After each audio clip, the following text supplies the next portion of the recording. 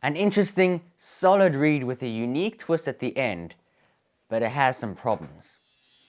Enjoyable, fast, solid, short. Brandon Sanderson's burgeoning talent showcases its potential through an engaging little story, a prequel setting up the Cytoverse. Enough, let's get into the details on which aspects were the best, and which were the worst. Spoiler free, hopefully. World building, 8 out of 10. In my opinion, this was the best. Which does make sense because it is Brando Sando.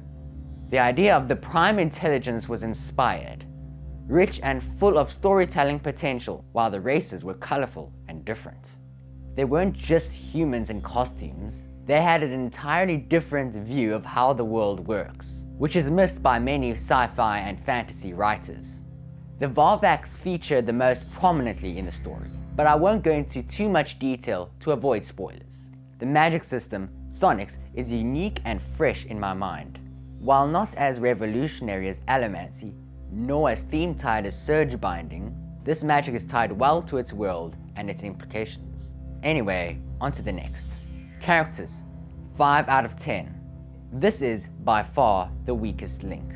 The protagonist, Jason, is likable and respectable, but feels extremely reactionary. The side characters serve little purpose, have little depth, and could have been handled better. This comes to show how much Brandon Sanderson has grown as a writer since then, since I think Stormlight Archive's characters are some of the best I've ever seen. In the end, it should give all aspiring writers hope, since Brandon Sanderson, one of the best writers in the fantasy genre, had to overcome a weakness in his writing. Plot, 6 out of 10. Average, fast-paced, but hasty. The plot twist was surprising, and perhaps the best part of the book, since I admired how it twisted a trope on its head, but I've included it under world building.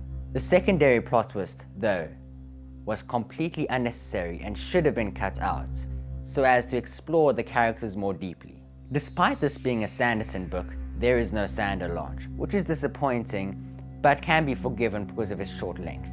Since this is a short novella, I can't really go into each act's rating.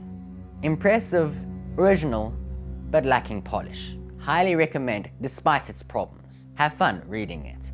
Veronwe out. Like and subscribe if you think my reviews are any good at all. Comment also what you think of it, because I would really like to know other people's views on Defending Elysium.